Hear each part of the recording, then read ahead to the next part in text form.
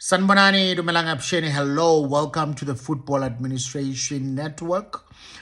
Let me start by saying Happy Women's Day to all the women in South Africa.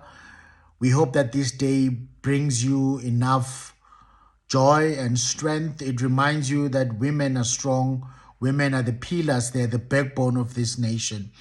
And with that said, I want to say that we hope as a country that we will continue the fight against gender-based violence against women and children. Very important. Thank you so much. You know that Football Administration, we talk all things Soweto Giants, Kaizer Chiefs and Orlando Pirates. Today was one of the most exciting days ever if you're a football fan. It was the start of the Betway Premiership League today. And of course, today Orlando Pirates played against Sekhukhune. Unfortunately, they lost 1-0 at home, Orlando Stadium. And I just want to talk about some of the things that stand out for me for that particular game and what I think needs to happen going forward. So let's jump on it. Remember that here on Football Administration, we don't just talk about the match and we also take a step back and look at the more strategic or tactical implications or thought processes that come with football for these two Soweto Giants.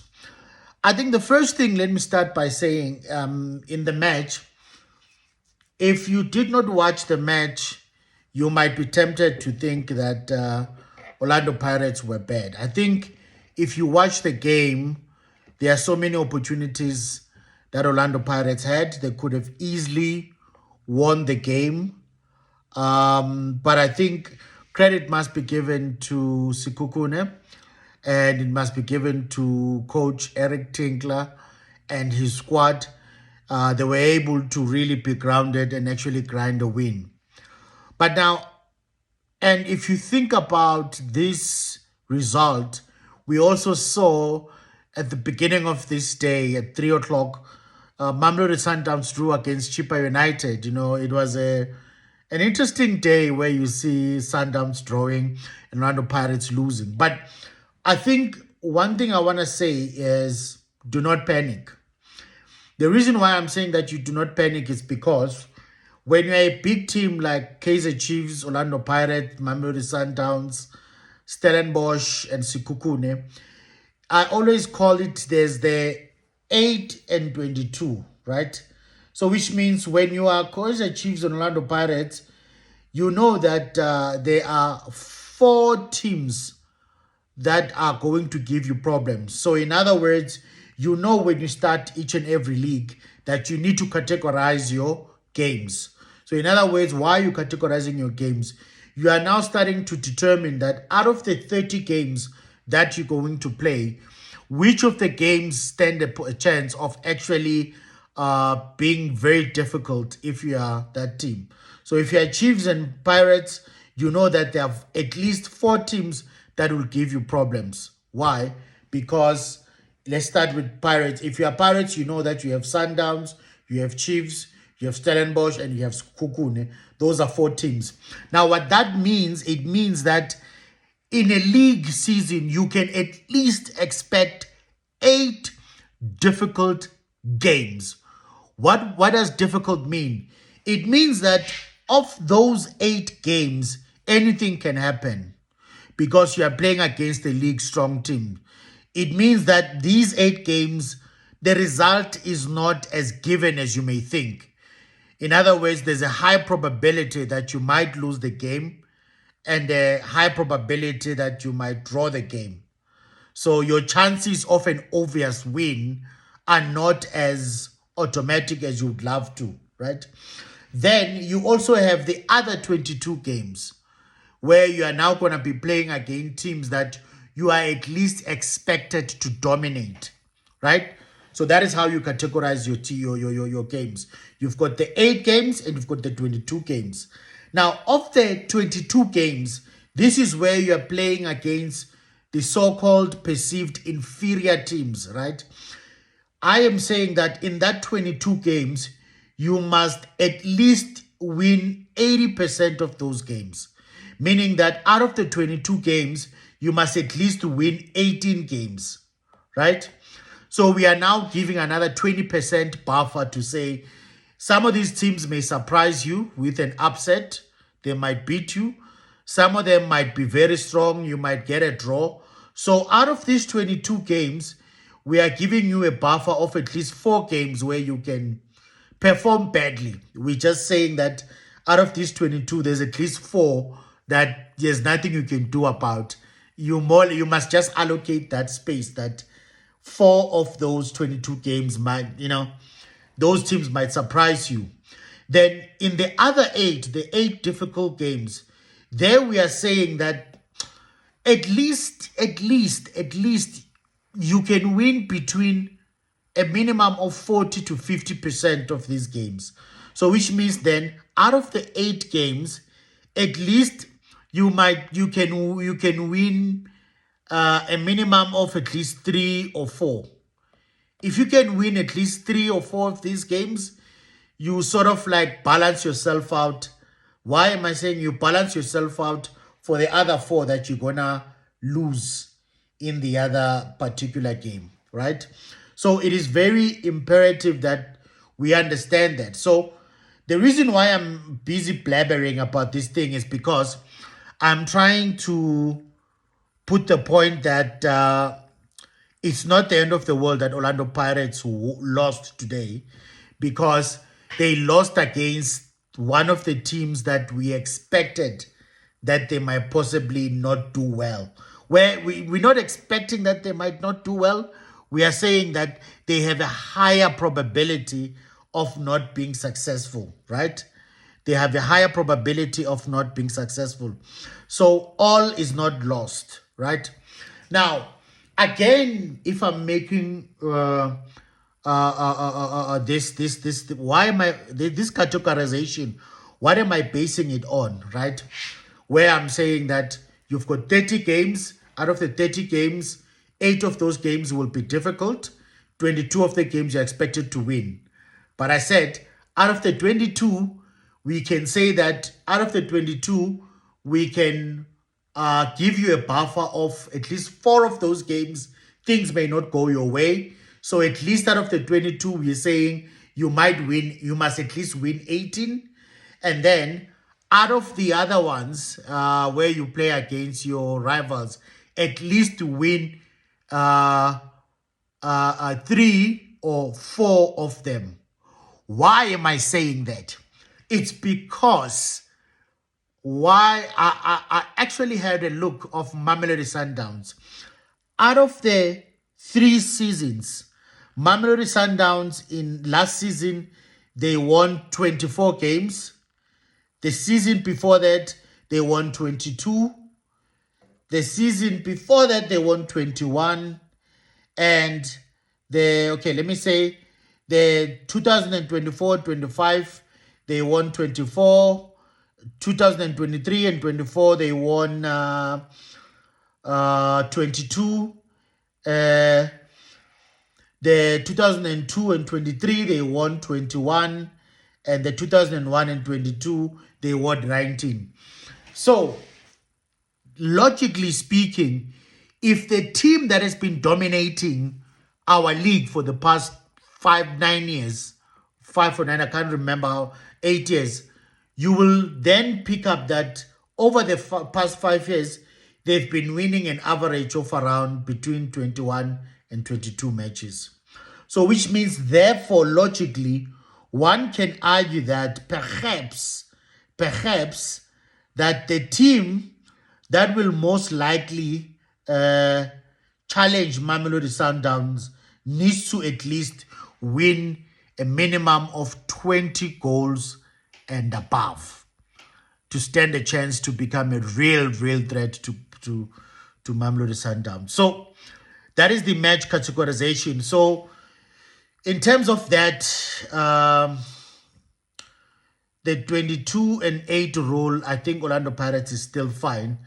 They just need to make sure that out of the remaining difficult games they're going to play, they need to at least win or 3 or 4 of them, and the other 22 they win 18. So all is not lost. Now, let me come to the, basically the title of this video, where I believe that Orlando Pirates, they are creating a problem that Mamelodi Sundowns is trying to solve. The reason for that is because, let's start with Mamelodi Sundowns.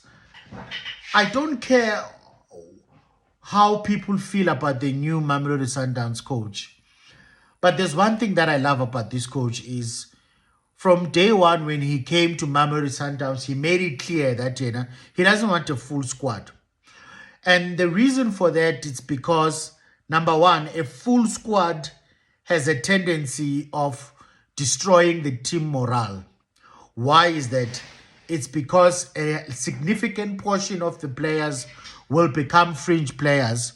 And obviously, there's going to be a lot of moaning, sulking, really displeasure with those players. And under normal circumstances, there will be disgruntled players.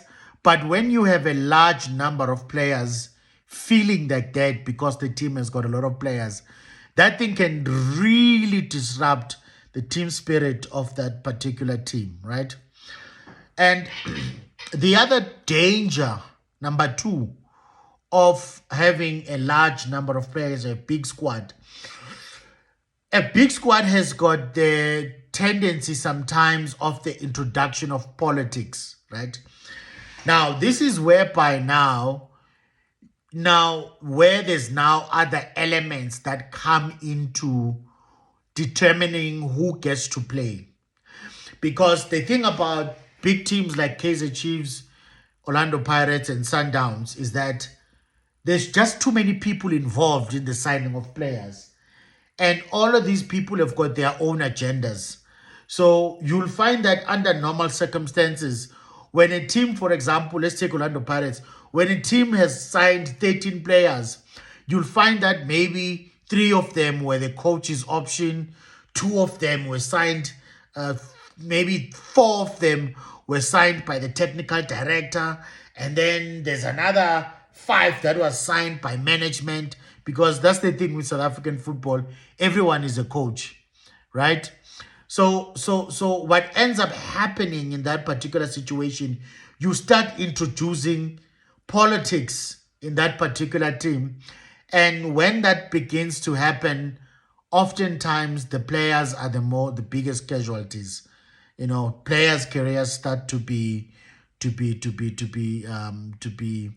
compromised, because if you look at Mamelodi Sundowns, I, for one, do not understand in some cases why is it that Jaden Adams plays ahead of Mkulisi? Why is Sales playing ahead of Masego? There's just so many questions about Mamelodi Sundowns that you can ask, because they have so many players that you sometimes begin to think, Uguti, the reason why some other players are not playing, there are politics that are involved. So I think with Orlando Pirates having signed 13 players, and before I finish that thought, you've seen that over the past couple of weeks, Sundowns have been letting go of players either on loan or selling them or releasing them, because Coach Cardoso is very strict on that thing. He doesn't want a lot of players, because I think he wants to have a core set of players that is going to build around and make sure that he is going to be successful. So I honestly think that he's the Sundowns coach that will win the Champions League. Not because he's the best Sundowns coach we've seen in the past couple of years, but purely because of his mindset. You can see that he came, looked at the club, and identified some of the things that could be a problem at Mamelodi Sundowns. So Orlando Pirates, with signing 13 players, I think they have introduced that problem for themselves, because now they signed 13 players and there seems to be this pressure of playing these players. And I think the Orlando Pirates coach needs to be very careful.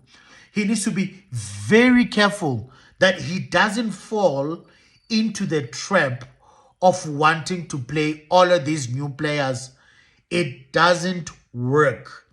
You have a solid foundation in Orlando Pirates. Move from that foundation, add where there are issues. You do not have to try to change the whole team, right? For example, let me make an example. For me, I don't understand the whole Radio Pane thing. Yes, that boy is very good, versatile. He's a type of a striker that I like that moves a lot. But for me, there is no justification, none whatsoever, why that boy is playing ahead of Mahopa and playing ahead of Mabasa. They are far more better than him. They are far more productive than him. So again, you see this thing of introduction of politics. You can see that there's someone in that Orlando Pirates team that is trying to push this boy. Kono Muntu that has influence that seems to be trying to push this boy. And unfortunately, the opportunities that Umfana has been given, he hasn't raised his hands. So I think the Orlando Pirates coach needs to be very careful that he doesn't fall into that temptation of wanting to play all of these players. And imagine, and I'm talking about Mahopa, I'm talking about Mabasa. There's still Mbutuma that they brought into the team.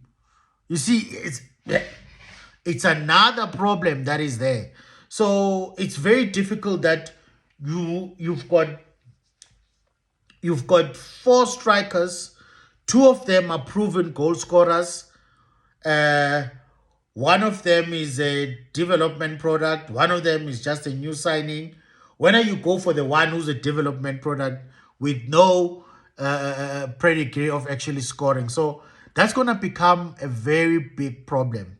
So what is the solution to this problem? Because unfortunately, with signing all of these players and having introduced the same headache Mamelodi Sundowns had, the coach needs to be fair.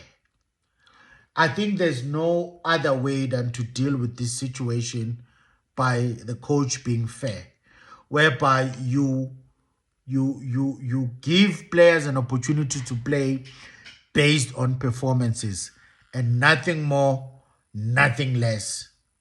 You have to be fair, because one of the biggest problems with this thing of trying to force all of these players, I'm going to make an example. For example, the coach must accept the fact that between Rele and the police, one needs to sit on the bench. And this is why I felt Apollos should have signed for Chiefs and not for Pirates, because at Pirates, there's Rele there. Unless maybe Rele gets the move that is craving, then things will be okay. But he struggles to play on the right, Apollos. And to be fair, even Rele as well, the right is not his natural position. So you see now, trying to play either of them on the right, you are disadvantaging them. So the coach needs to choose who gets to start between Rele and Apollos. And the logic is the one that needs to play is the boy that has been the anchor, that has been the best performer for Orlando Pirates. So Rele needs to be on the starting 11. And unfortunately, Apollos needs to sit on the bench, because clearly this thing of being an inverted winger doesn't work for him. He's more effective when he plays on the left. So if that's the case, he needs to fight for that position with Rele, which I'll come to that. Now, which also leaves a vacuum in that right wing position for Orlando Pirates. I think this is the time where they needed Saleng, but you have Sibilebele and is it Muremi as well? And these players are players that are coming from what I would call smaller teams. And the risk with players like Sibelebele, Muremi is you don't know if many of them will handle the pressure that comes with playing for a team like Orlando Pirates. So it's a bit of a touch and go with them. So I think moving forward, the coach must be fair, must make sure that he's rational and he doesn't get sucked into politics, because they've now created a problem that Mamelodi Sundowns is currently trying to resolve, because there's way too many players they signed. And honestly speaking, I think some of these players need to go out on loan. That's just me. That's just me. But yeah, it's going to be an interesting season. But I think the success of Orlando Pirates is really dependent on how the coach is going to manage this squad and manage these players. That's going to be the difference between victory and failure. Thank you.